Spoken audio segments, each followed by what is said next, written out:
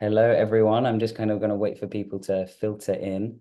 I can see Zoom doing its little filtery thing, and I do this every webinar. Is kind of vamp for about 20 seconds or so whilst those people come in. So, welcome to the Future of Food.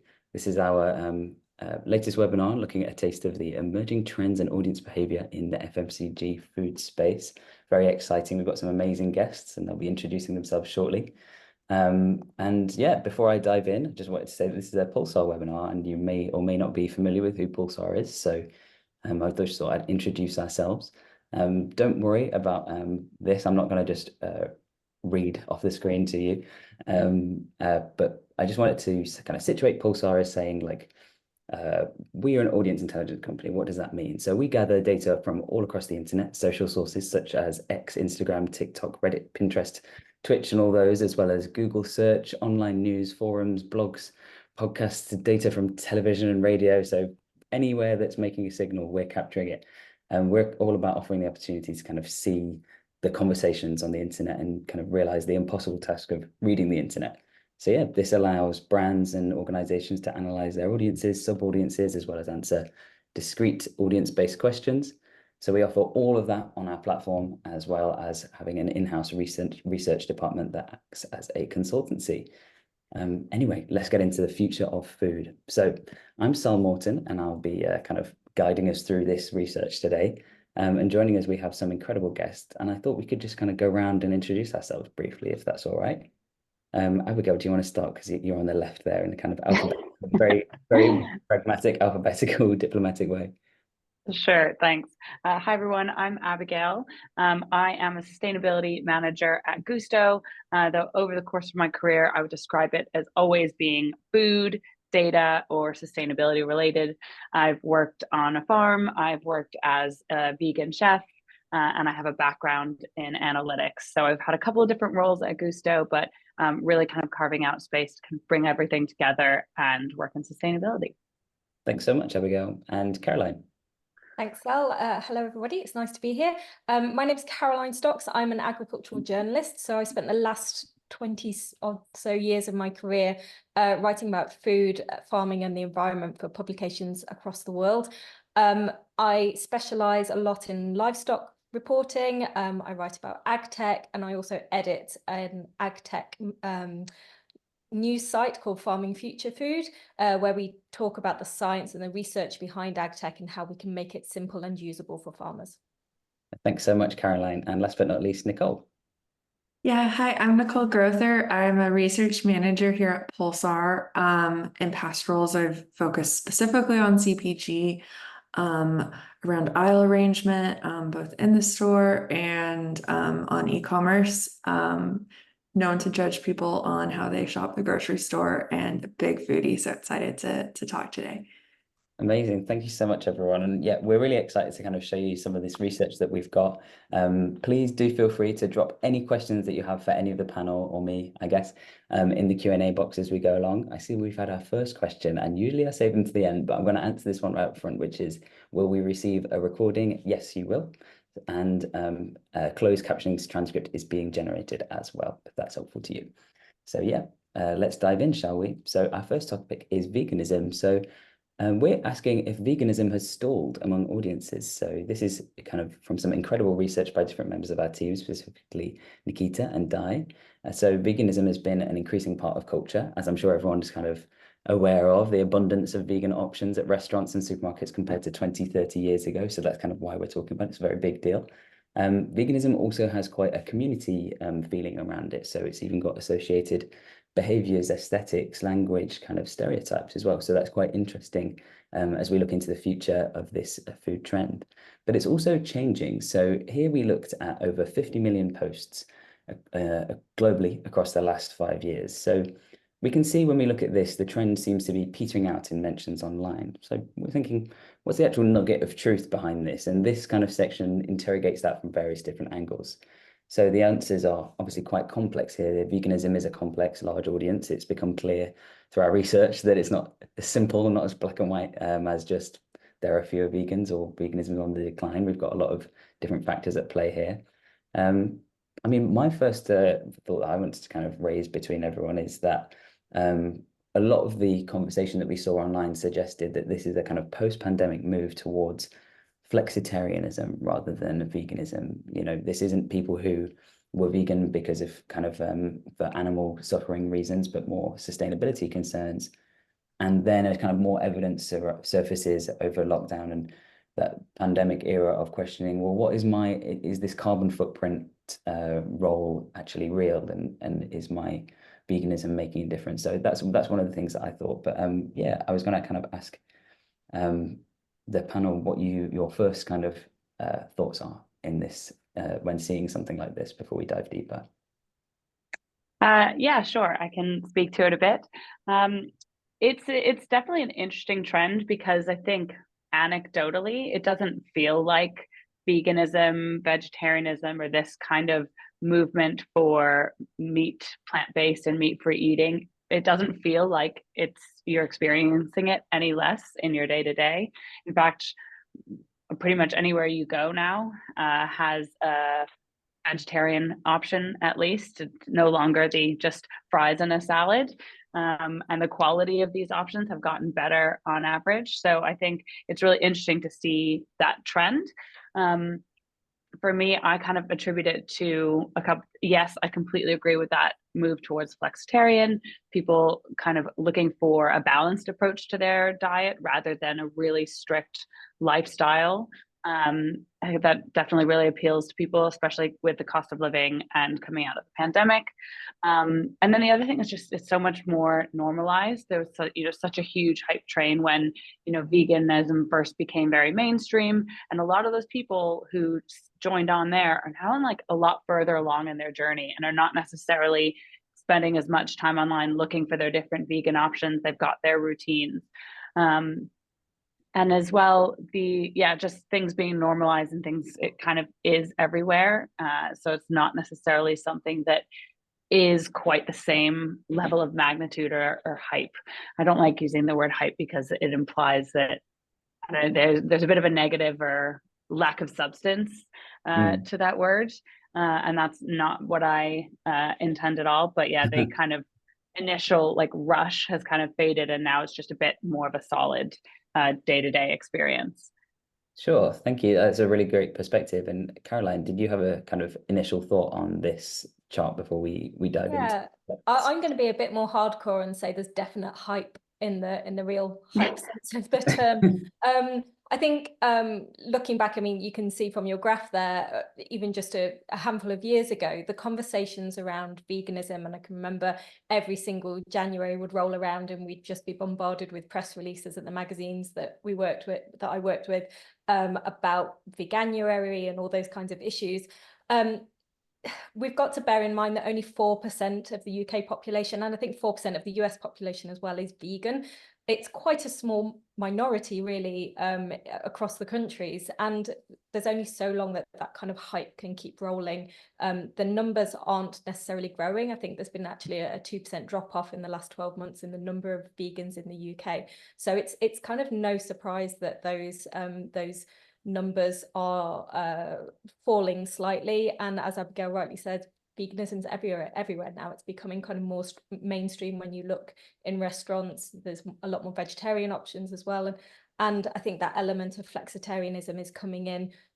As we've seen through the economic crunch, people are turning to cheaper options. That can mean non-meat options, but it can also mean having to look for proteins in other places, so looking for dairy as a healthy substitute.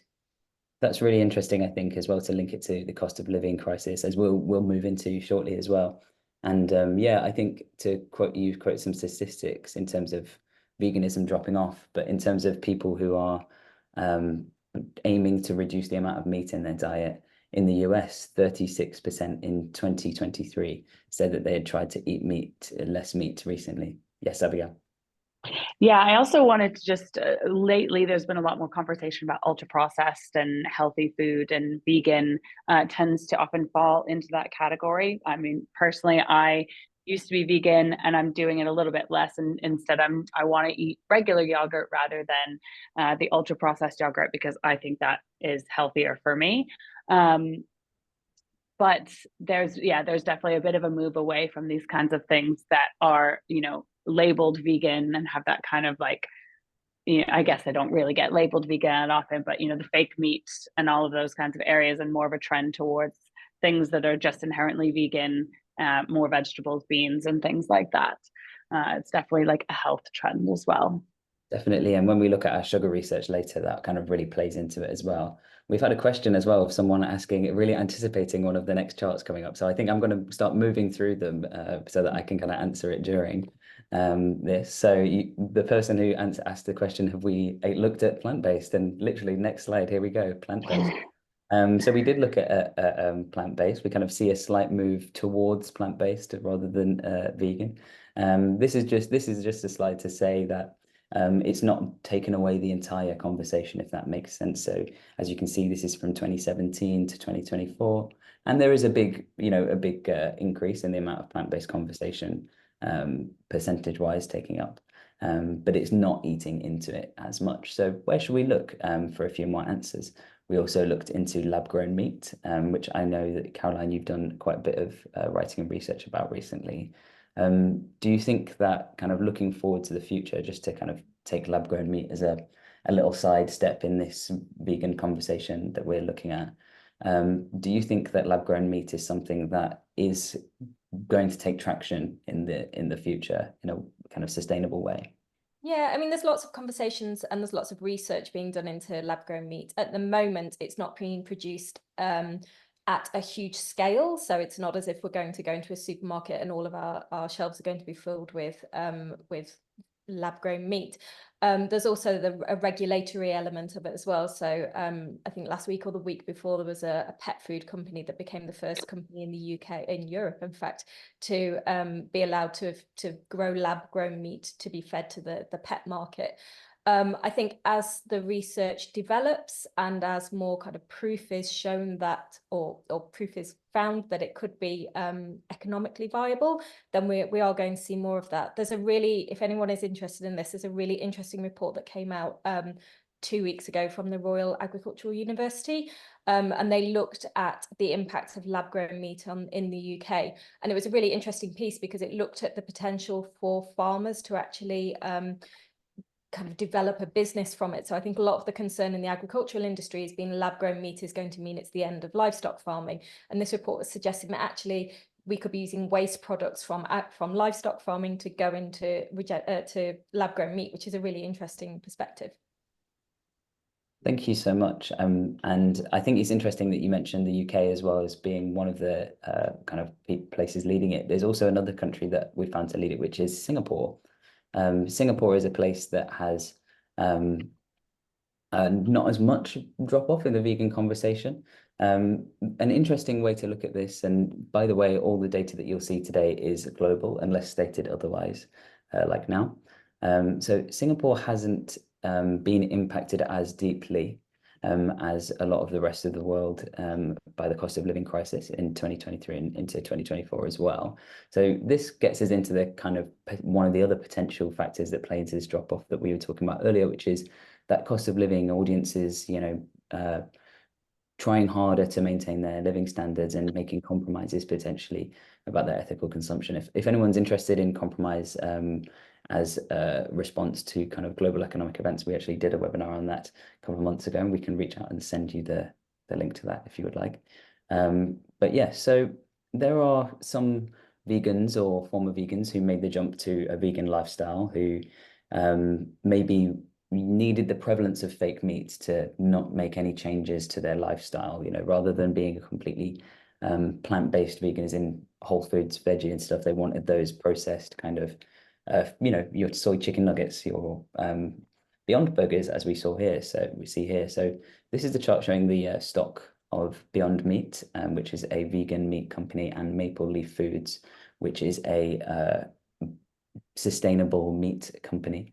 And we can see that Beyond Meat is not doing very well. They didn't fare very well kind of as we went into 2022, 2023 and 2024. They've had an 18% drop in revenue. That's their 8th consecutive quarter where they're dropping revenue. And kind of we compare it to this carbon neutral meat product company, who are kind of weathering the cost of living storm, obviously, albeit with difficulty, like, or maybe all businesses right now. So the volume of Beyond Meat product that was declined this year compared to the same period in 2023 was declining still at 16.1%. So maybe this plays into what Abigail, you were talking about, that ultra processed foods that we will dive into a little bit more with our sugar conversation later. But what's outstanding to me is that Beyond Meat has a kind of total debt of $1.1 billion, and with no kind of future insight of recouping this. They said that, you know, they're affected by high interest rates and things like that and supply chain issues, but there's also undeniably an audience thing at factor here, which brings me to one of the key principles that we on the whole panel will be returning to throughout the webinar, which is identity. So we're kind of thinking about veganism here on both an individualist and community basis. So we can see, so this tweet on the left takes us, the author is talking about how a lot of Malaysian food isn't vegan friendly. We're not going to be able to make these, though the recipes exist. There are some that just can't work, despite protests and despite kind of maybe younger people bringing veganism to the forefront in Malaysia. And then on the right, we have a kind of correlation with this very toxic, and sorry that you have to read this, it looks like satire, but the account, when you go through the account, this is a prominent person who is in a kind of group of people who speak on the radio in the UK. This is not a satire post. This is a kind of with sincerity, which is very strongly worded, but and a kind of strange fixation with meat and masculinity. And we see this as well with meat and national identity quite being linked to identity. I think as we move into the future, our identity, I'm kind of opening this up to the panel, are identity-based attitudes something that are going to end up shaping the narrative for food companies, farming practices, and that kind of thing? I think food and culture and identity has existed for centuries. It's I mean, obviously don't want to speak for the other members of the panel who are from the US, but I lived in the US for a couple of years, and in Arizona, the connection between eating meat was a real part of that state's identity. So you went out and you had parties and they were based around having barbecues, and any suggestion that maybe we have a vegetable instead of a steak were never met very well. I live in Spain now. Similarly here, there's perhaps less focus on eating as much meat, but food is just a huge part of their culture and their identity and festivals and celebrations. And I'm not sure you'll ever change that, at least in those two countries that I've got experience of. Thank you. Yeah, I mean, food is so ubiquitous and so personal. So it's not difficult to see how it easily gets tied up in this kind of identity intensity that we have at the moment.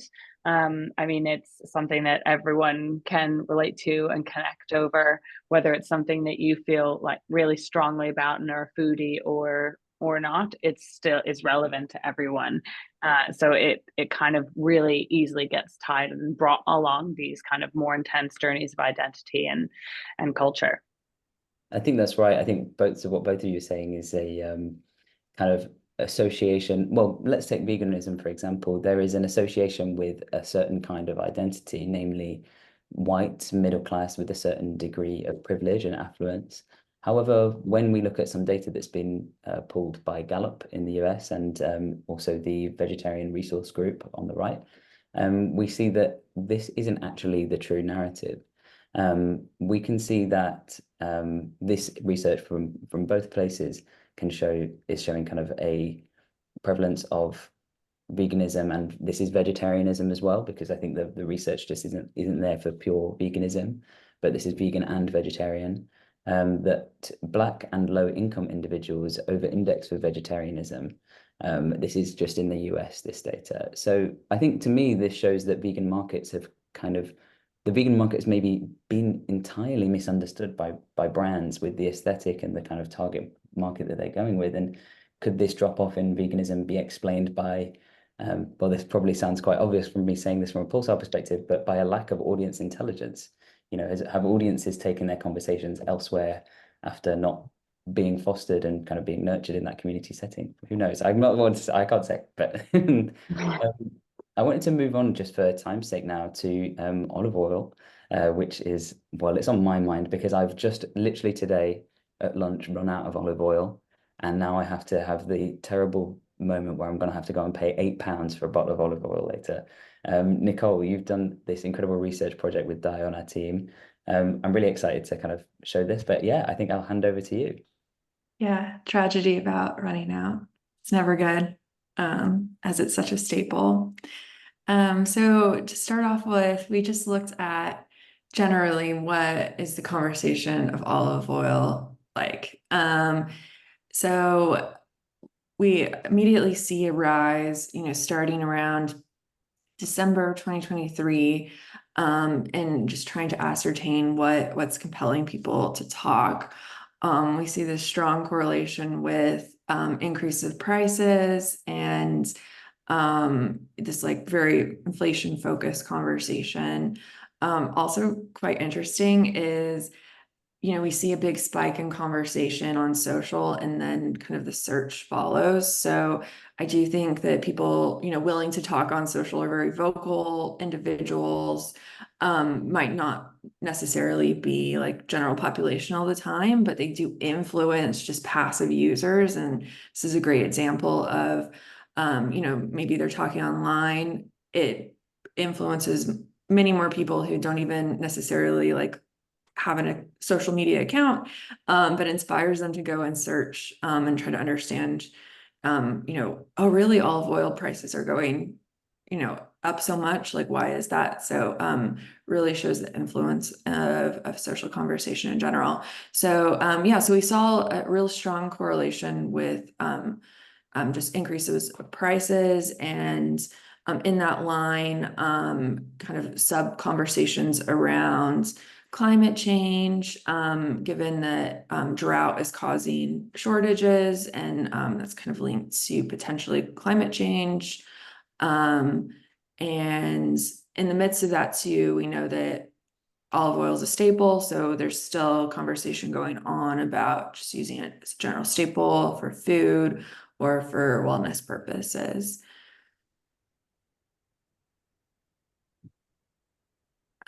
So this really proves out that inflation bit driving that surge in conversation. I find it so interesting. So, we start out talking more about food in like January of 2021 or year of 2021, and well-being is prominent too, and kind of harkens back to how olive oil kind of became prominent, well-known globally as, part of the Mediterranean diet. You live longer, gained a lot of acceptance, and then that was kind of seen as a staple. So food also includes recipes as well, so just like general everyday use.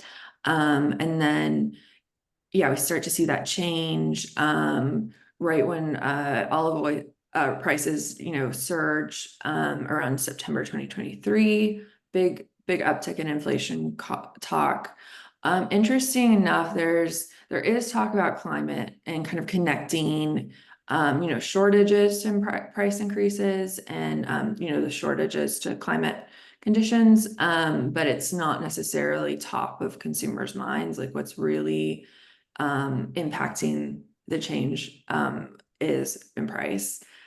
So that shift from food and well-being to price.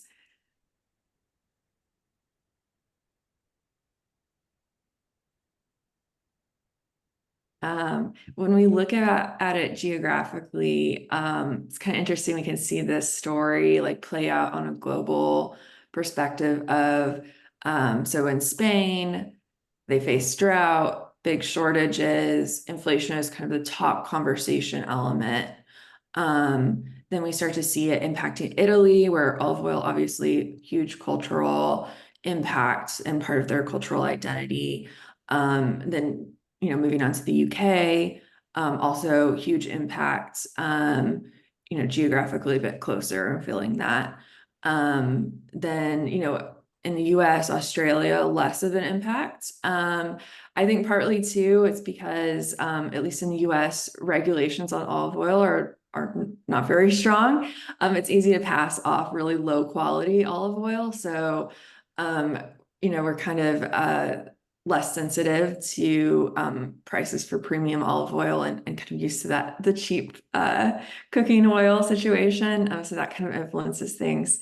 And we're seeing olive oil still talked about kind of just in that general like food recipe context, just kind of as a basic staple. But I think honestly, a lot of US consumers are still using olive oil as kind of a cooking oil, not going for the high quality brands. Yeah, any thoughts here?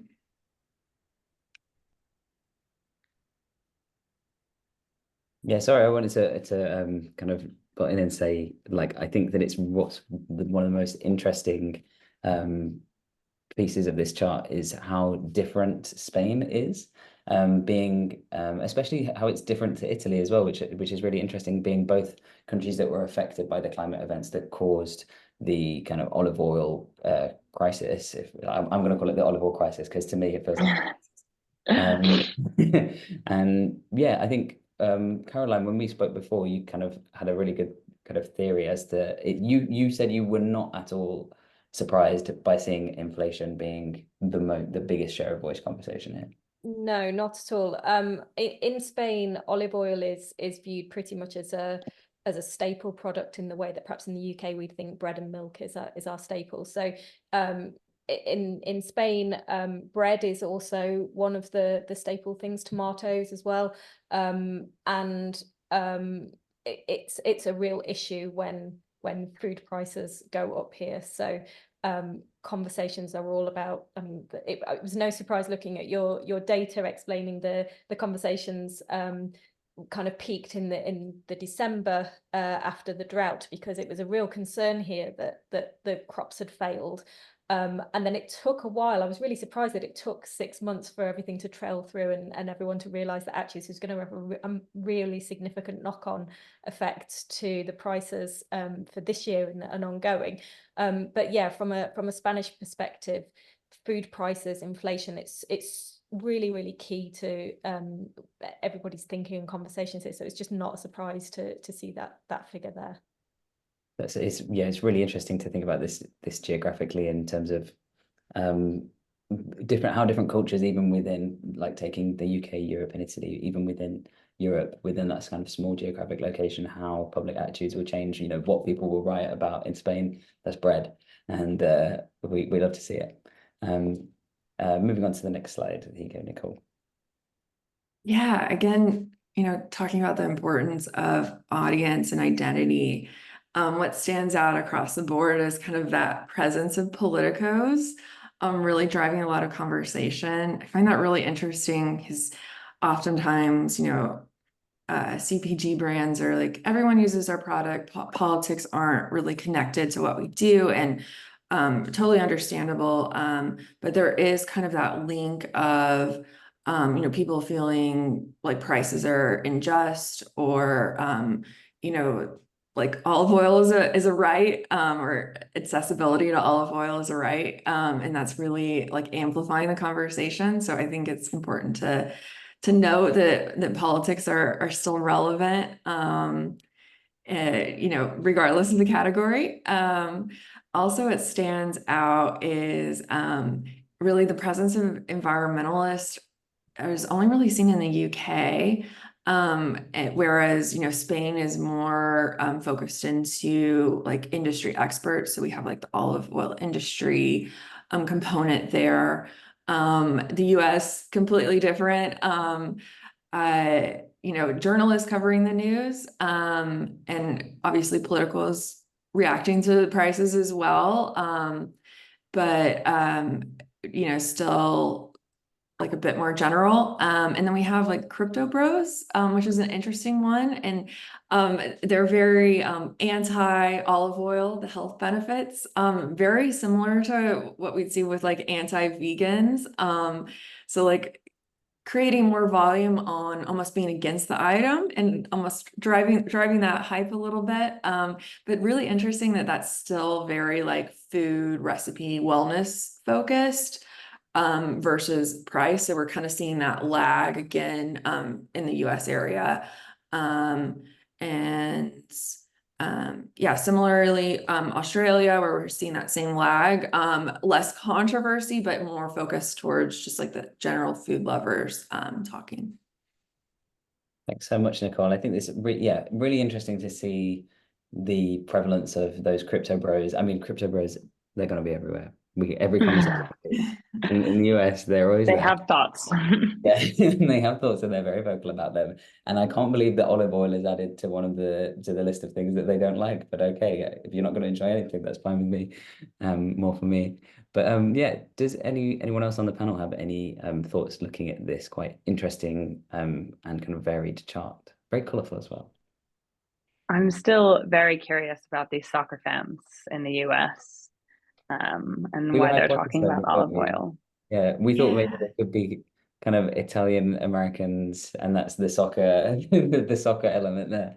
Maybe. Yeah, I don't know. We did see them sharing a lot of memes, kind of, they found olive oil kind of funny. So it's like just a more random humorous take. Which I say random, but still that's a really interesting like community to, if you were an olive oil brand, capitalize on those memes and that unique interest.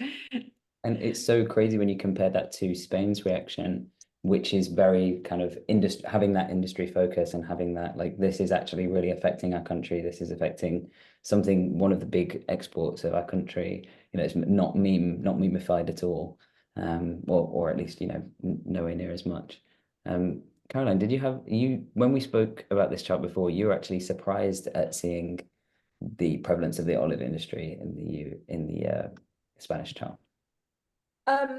Only because conversations from the agricultural sector tend to be quite slim on social media when we're trying to kind of target articles and find people to speak to specifically from the farming sector. We often struggle to find them, so it's quite interesting to see that. But just going back, kind of thinking culturally as well about perhaps why Spain isn't taking a less kind of a meme approach to it all.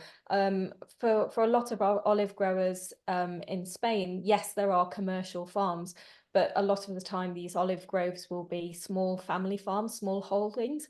And when those crops failed, it had a really big impact. So I know around us in Valencia, there are lots of very small farms who missed out a big chunk of their income last year because the olives either didn't grow very well, or when they were picked from the trees, they just weren't of a high quality and they just rotted pretty much immediately. So there's less to laugh about, really, I guess, for olive growers in Spain. It was a really serious issue here. It's really interesting, I think, yeah, to see how that conversation evolved. Thank you so much, Nicole, for taking us through that. It's very, very interesting. And I've seen loads of questions come through whilst you've been talking. So expect me to be firing those to you at the end, Nicole. But so for the next kind of two sections, I'm going to try, because of all the questions that I can see that come in on the chat and the Q&A box. And do feel free, I know I've said there's loads of questions already, but please do ask some more. If you ask it not anonymously, then we'll be able to follow up with you, grab the answer in writing for you of whoever you wanted that answer from, and be able to email it to you. But yeah, if you want to ask anonymously as well, that's fine. So I'm going to kind of blast through this low sugar before we can get to future farming, which is kind of the flagship of the future of food. I want us to talk a little bit about about sugar. So this is Google search data. So this is something that Pulsar can bring in that kind of sees in conjunction to each of those question words. So I can't remember from primary school what, how, can, why, but those question words relate to the word sugar. So as we can see here, the public know that sugar may not be good for you. They're questioning, you know, is it bad for health? How is it bad for health? You know, maybe exploring deeper into that topic.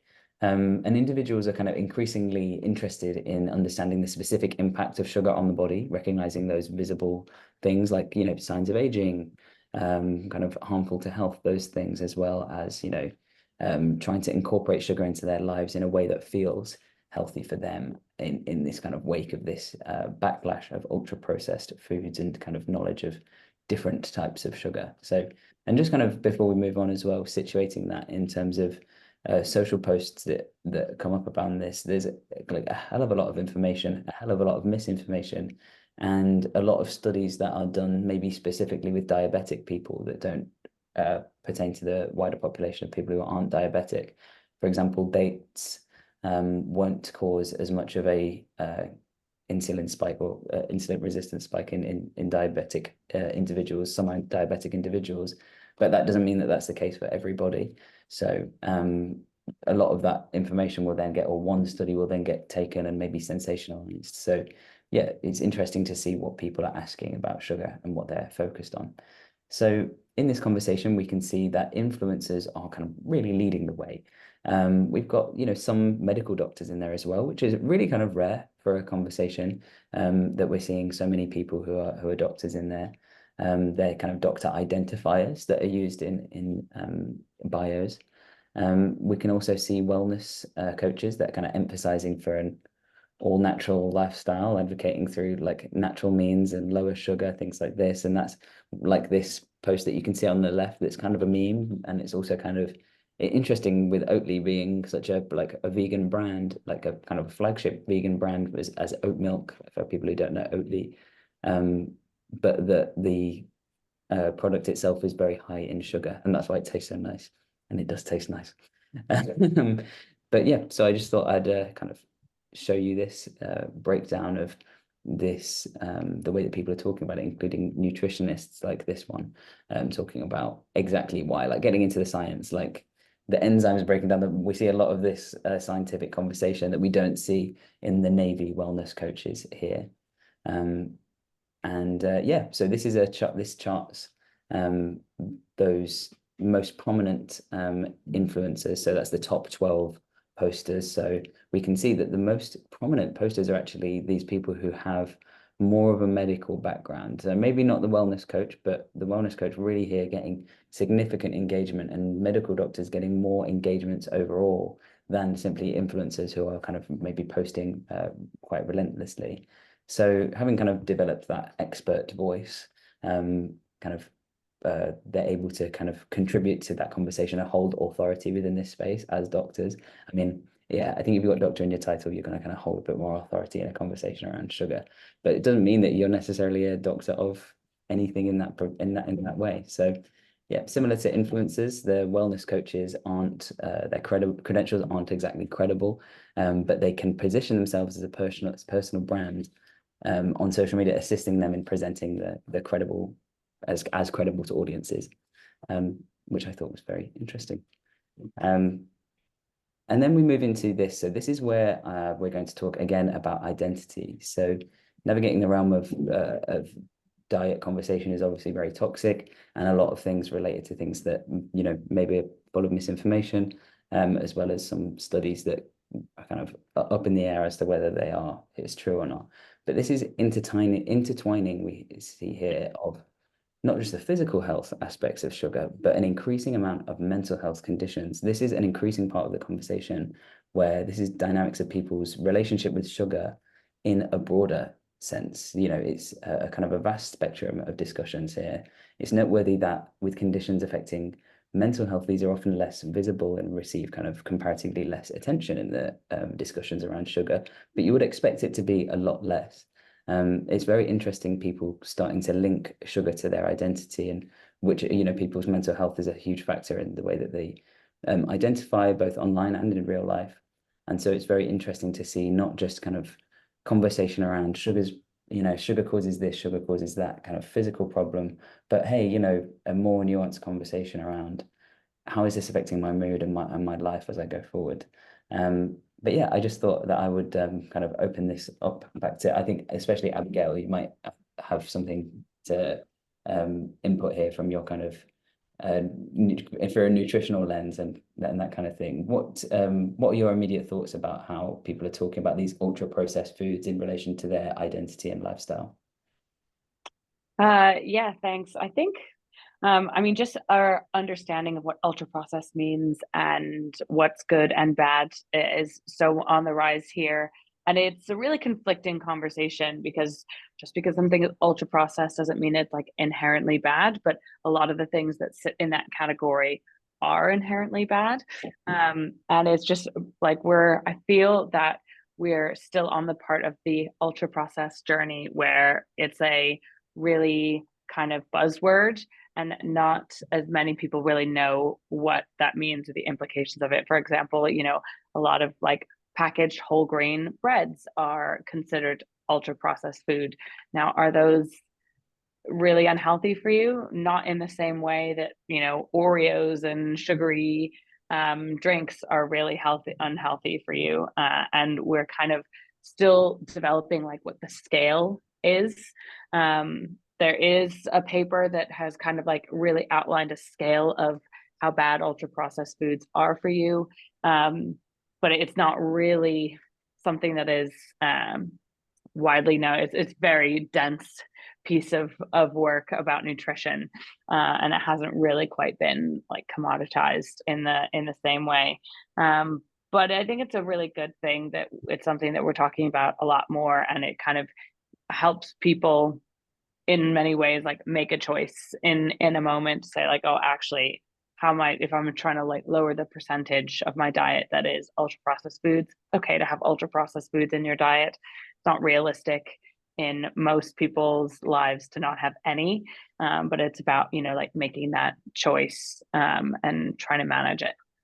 Yeah, I think that's really interesting as well. And moving that, I mean, this conversation that I'm about to start now moves its way away from this chart, but in terms of looking forwards to a sustainable food future, the more steps there are of processing, the kind of more nutritional value is lost from the original product to the end product. And in terms of being able to create a world in which we are able to make enough food for everyone, and amid a kind of global climate crisis, it's quite interesting to see all of those kind of topics, both identity and sustainability, kind of merge into one as a trend. Yes, though there is something to be said that it's not just about like steps of processing, it's more about like what those steps of processing are, because like things like fermented foods have extra steps of processing, and that actually adds nutritional value to it. I think and that's exactly what I mean about like the people's understanding of it is just like this, ultra processed foods of things when like, actual value has been stripped out and then injected back in a different form, essentially. And that's what's really causing these problems. And like being able to separate out like ultra processed versus a little bit processed, like something like tofu is like a very healthy thing. I might be able to make tofu at home. I probably tried, but it's not quite the same as saying like, yeah, the fake meat example, just to tie it all back to our veganism. It's a processed food. Chopping anything is processing it. Rice is processed, and it's more processed when it's whiter and less processed when it's darker and longer. But that doesn't necessarily mean that it's bad. That's a perfect explanation there. I couldn't agree with you more. And I think there's also a real risk of kind of villainizing certain foods as well. Just to say it's completely wrong to have processed food. Well, actually, some cheap processed food is actually high in nutrition, so we shouldn't be making people who are who have low incomes feel guilty for feeding their children high processed food, when actually it could have a huge amount of calories and a huge amount of vitamins and minerals that are beneficial for them. So just in the same way as we can't look at the vegan argument and say veganism is a great way to conserve the environment and all cows are evil and all those kinds of things. You can't have real black and white discussions around food. There are nuances everywhere, which it just ties into everything that you've been talking about, Sal and Nicole, and I guess kind of ties nicely with the next part that you're going to talk about with regenerative farming. So nice segue. No, what a great tying. This is kind of like mastermind. Everything's tying back into the book. Can we get it for a webinar, Oscar? This is crazy. But yeah, I think as well, just when we move into, as we move into the future of farming, it's very interesting. There's loads of stuff that was going to get could have been in this presentation that for time reasons can't be. And one of those was a tweet kind of saying, you know, parents, take the time every time you think you can't, if you take the time to produce for your children a meal that is whole foods, natural and unprocessed, you will see the benefit. It is worth it, trust me. And then just loads of people in the replies saying, are you even a parent? Do you know how much time I have to make dinner? It's 10 minutes. And during that 10 minutes, I'm looking after 3 screaming children and thinking about, it goes back into that flexitarianism way of thinking as well. What is a compromise that is a sustainable thing for us to be doing going forwards? If we all have to live in this world where we have to where we have time scarcity. So regenerative agriculture is what we wanted to move into next, and wanted to move through this with enough time to have at least 5 minutes of questions as well at the end. So don't worry about that. I can see them rolling in. So regenerative agriculture, Caroline, do you want to, because I've written a little thingy here that on the left, but I thought maybe you'd be able to tell us just briefly what regenerative agriculture is best. Yeah, so it's a system of farming where conservation and soil regeneration and soil carbon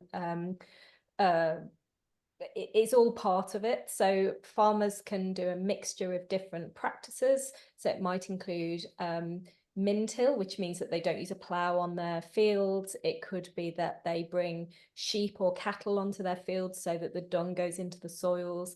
It's about increasing biodiversity. It's kind of like having a little bit of everything to try and make improvements. So the way I always describe it as, you wouldn't just have a diet that's made solely of potatoes, you'd become ill. So the idea is you do lots of different things, try lots of different practices across farms, and it will slowly build up improvements. And yeah, it's a practice that is gaining a lot of traction amongst producers across the world. So not surprising there to see there's an increase in conversation about it. I think that kind of goes back as well to what you're saying. It's kind of in the embodiment as a farming method of that. Don't demonize foods. Have a diverse food diet. And then I just wanted to kind of show here what regenerative farming looks like in social trends. So this is mentions on X in the past 4 years, compared to other alternative farming methods that people consider to be very sustainable and a way to combat climate crisis. One that is missing from here is kind of forest agriculture, but that had a similar trajectory as well, just kind of a much smaller, so you couldn't see it so well. But so what we can see is in permaculture and indoor and vertical farming, these spikes of interest where they gain popularity but do peter away, whereas regenerative agriculture is building that kind of reputation over time and building that conversation over time. And when we look into that conversation, it is a very, what we'd call a clean conversation.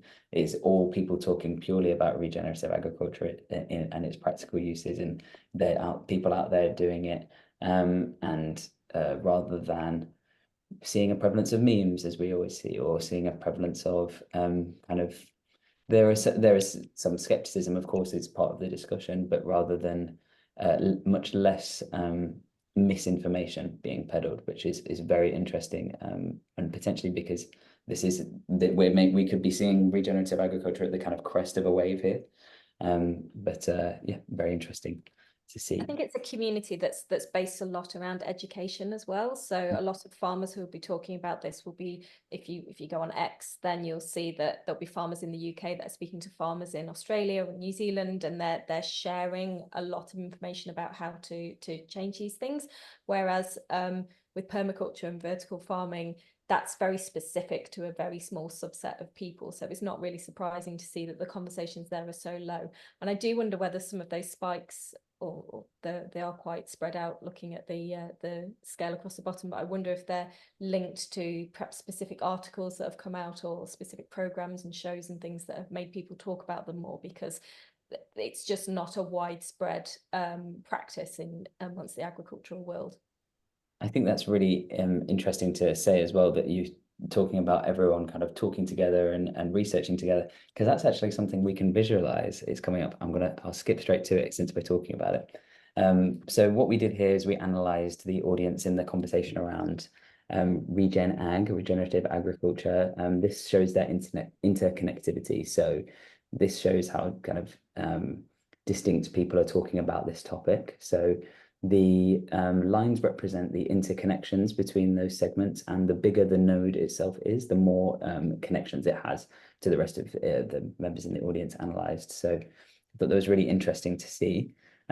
We've got here loads of different people who have different focus. So there's people coming from a climate change activism point of view, from an agricultural kind of tech and innovation point of view, from a sustainable agriculture point of view. And then we have some of these geographical regions. So, for example, we also have the conservative regenerative agriculture skeptics.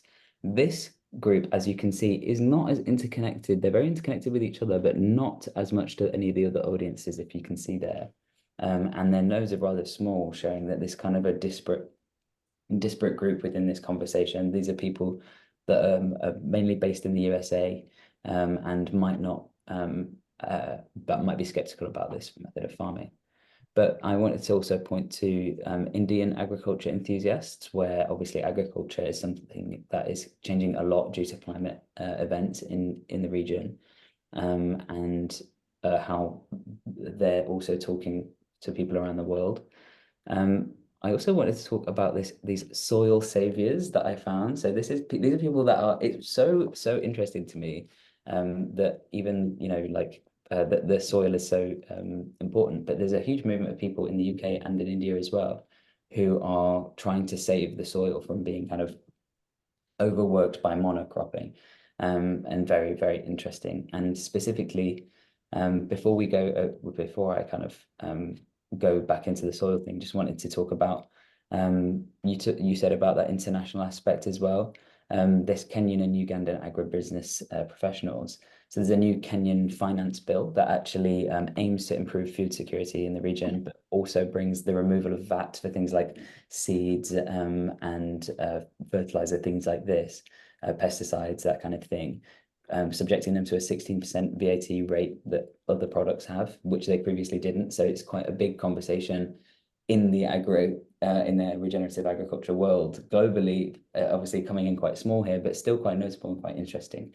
But obviously it's its own thing, and it's a new bill that's only just kind of starting to take interest. But I wanted to talk a little bit about identity and this farming as well, just for 1 minute before we go into questions, I promise, because we see here two tweets, one from a regenerative agriculture skeptic and one from one of the people who is a soil savior.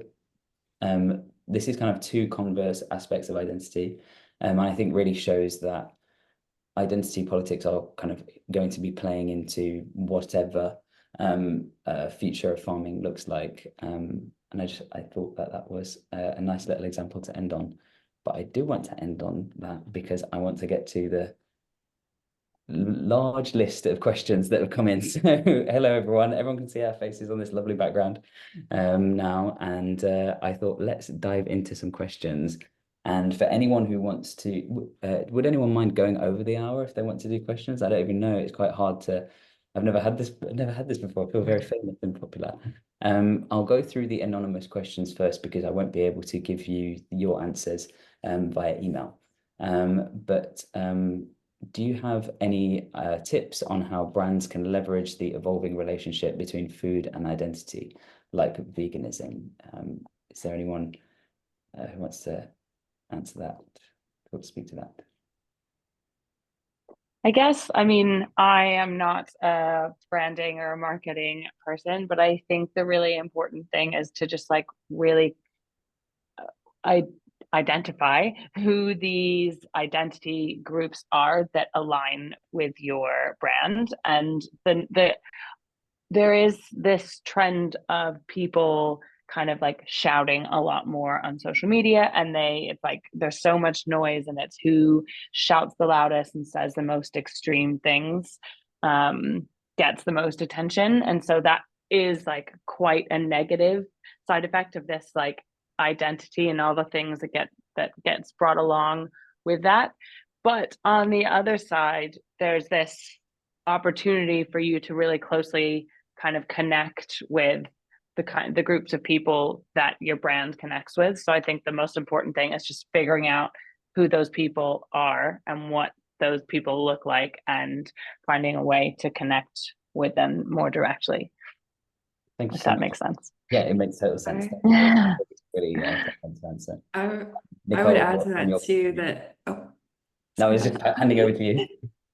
I would add to that too that like great start of really, if you are going to go for an audience, make sure you're doing it authentically, because you know, communities are often niche, very specific, very ingrained in their own culture, and can kind of suss out if it's, you know, an inauthentic attempt. So being very genuine and being like kind of very consistent in your messaging, and messaging over time. It's not gonna integrate a community, you know, in a month. It's gonna take time and consistency. I think quality products are also an element of it here, because I think if you're trying to win over people who are very, very wedded to the fact that they want to eat meat, and they like meat, then trying to get them to eat like fake bacon that tastes like a carpet tile isn't going to work, and you're never going to convince them that it's better than the original. So yeah, having a consistent story and a quality product is what's important. Thank you so much. We've got a couple of quick questions I thought I'd reel off. One about searching in English or local languages. Yes, Pulsar can search in, God, how many languages is it, Nicole? Like literally, there's languages that come up on the list I've never heard of. So yes, we can search in English or local languages, and you can specify as well which languages. Obviously, a lot of internet users might skew English because people who are in their country, but using the internet in English rather than in their home language, or slipping between the two. So yeah, there's quite a specific question here, but I thought we could address it because I find it interesting, and it's about the future of smoke and grill flavor ingredients. So obviously those flavorings have been banned. I think maybe Caroline, you may be able to speak to that. I'm not sure if it's something that you've researched, but also alongside this kind of move to plant-based and maybe a demonization of meat, but also ultra processed. Yeah, do you have any kind of observations on the future of smoke and grill flavor ingredients? I mean, not specifically. I just know that it's something that has been banned in Europe, and people are quite upset in Spain because there's a specific smoky bacon crisp that we all really liked and we can't have anymore. But I think that that we're going to see more things like this. We're going to see more regulation around food. I think that, I mean, smoke is obviously part of it. If you've got a client that's got a product that can create that taste in a non-harmful way that can get around the regulation, then that's fantastic. And I think just keep kind of pushing the messages around its safety and its taste and its flavor and its quality is a good way to go. That's fine. Thanks. Abigail, sorry, I didn't know you were gonna chat. Nope. Nothing to add, sorry. This question might be Agree great with everyone. great for Nicole. And I know that we've now hit on the hour. So if people want to filter out, that's absolutely fine, but we'll just do a couple, maybe two more questions.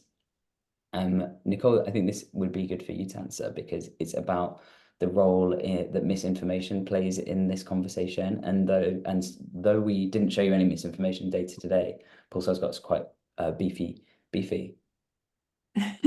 That was an accidental pun. Beefy misinformation tools. So yeah, Nicole, would you like to talk us a bit through how one would be able to look at the misinformation? Yeah. Oh yeah, that's an interesting question. It plays a huge role in day-to-day research here for sure.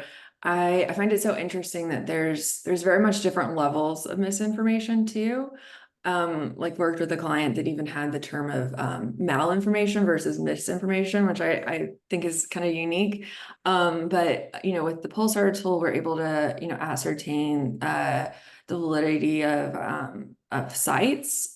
So if you're sharing a news article from a site, is this kind of a known trustworthy site or not? So we have AI tools to kind of assess that. I'd say there's also kind of an element that's ever evolving and more of a gray area of some things that could be misinformation or could not, or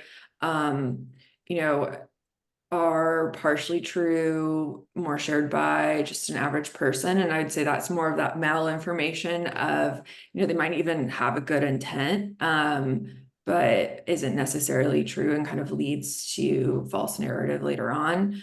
So definitely like a scale of that. So as a researcher, always keeping in mind that, we can identify like very obviously, misinformation sources, and then also kind of try to group together, predict problematic malinformation that's kind of more in the just kind of the social conversation. Thank you so much. We've got a question here that I think we've got like 3 questions left, but I think what I'll do is I will, because I can see all your names, grab those answers for you and pass the answers along, because it's now 2 minutes past. I don't want to take up your time, but yeah, I hope that everyone has an absolutely wonderful rest of your evening or morning, depending on where you're joining us from. I'm going to have some food right now, and the food that I'm having was going to be bread, olive oil, and tomatoes, but now I don't know what I'm going to have because I'm out of olive oil. So there we go. Thank you so much, everyone, for joining us, and thank you so much, Caroline, Abigail, and Nicole. It's been so insightful. And yeah, if anyone has any post thoughts after this and thinks, oh, I wish I'd asked that, just drop us an email. Very easy to be able to do that. But my email personally is sal.morton@pulsarplatform.com. You can drop us an email anytime, and I can get that email out to whoever it needs to go to. So yeah, thank you so much, and yeah, have a great. Thank you. Thank you. Bye. Thanks. Bye.